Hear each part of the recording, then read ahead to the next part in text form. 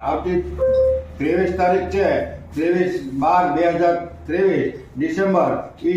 ભારતના 5મા વડાપ્રધાન ચૌધરી ચરણસિંહજીની જન્મ જયંતિ છે અને વડાપ્રધાનશ્રીએ ખેડૂતો માટે એક જબરજસ્ત કામ કરેલું છે. એટલે એના જન્મ દિવસને ભારતની અંદર ખેડૂતો કિસાન દિવસ તરીકે ઉજવવામાં આવે છે. એટલે અમે 23 તારીખે મહુવા માર્કેટિંગ યાર્ડમાં